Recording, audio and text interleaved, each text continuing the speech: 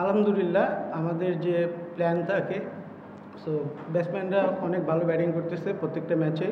স্টার্টিংটা মানে টি-20 ফরম্যাটে ইম্পর্টেন্ট হচ্ছে স্টার্টিংটা। সো প্রতিটা ম্যাচে আমাদের আলহামদুলিল্লাহ যে খুব ভালো স্টার্ট করতেছি, দ্যাটস হয়তো আমরা 200+ করতেছি।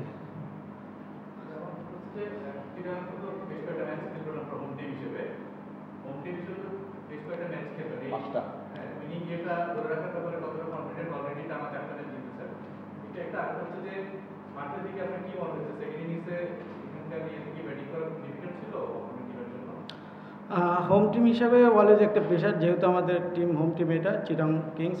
সো যেহেতু উইন করতেছি মাশাআল্লাহ, 5টা ম্যাচে 4টা উইন, তো ট্রাই করবো যে বেস্ট এফোর্টটা দিয়ে যার যার জায়গা থেকে বেস্টটা দিয়ে নেক্সট যে ম্যাচগুলো আছে সবগুলোতে উইন করার জন্য।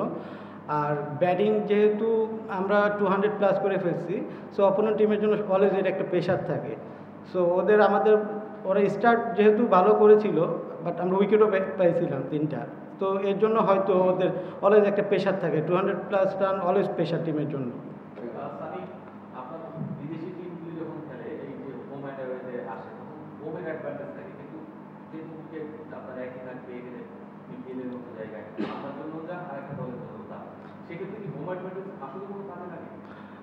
আমার কাছে এরকম মনে হয় না, যেহেতু আমরা হোম যেটা বলেন শুধু কিন্তু চিটাগং আর সিলেটেরই আছে আর ঢাকা। সো আমাদের কিন্তু সবসময় এই উইকেটেই খেলি, বিপিএল সিলেটেও খেলি, ঢাকাতেও খেলি। সো এরকম কখনো ডিফারেন্স মনে হয় না পার্সোনালি আমার। ওভারঅল বলবো না, আমার পার্সোনালি এটাই ওপিনিয়ন যে সেমই থাকে। আমরা সবসময় জানি চিটাগং উইকেটে সবসময় রান হয়।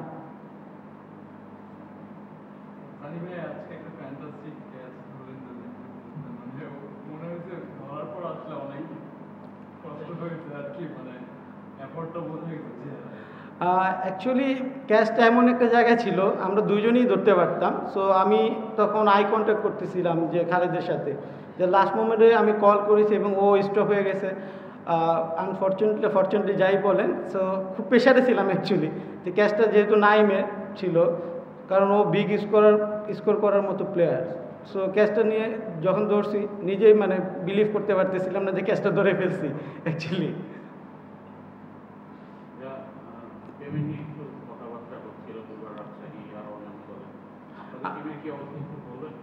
আমাদের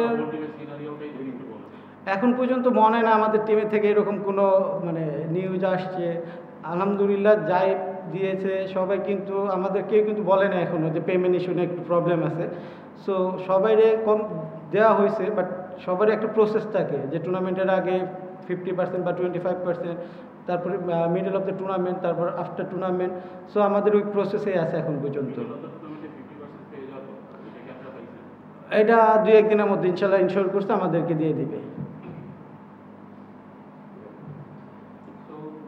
এরকম একটা টুর্নামেন্ট বা আপনি যেহেতু ঘরোয়া ক্রিকেট রেগুলারলি খেলছেন, বিপিএল এর মতো একটা টুর্নামেন্ট দেশি ক্রিকেটারদের জন্য আপনার মতো যারা আছে কতটা গুরুত্বপূর্ণ? আর দ্বিতীয় প্রশ্ন হচ্ছে যে পেমেন্ট নিয়ে যেহেতু কথা উঠেছে, যে এই পেমেন্টটা বা এই টাকাটা প্লেয়ারদের জন্য যারা ক্রিকেট দিয়েই রেগুলার চলছে তাদের জন্য কতটা ইম্পর্টেন্ট?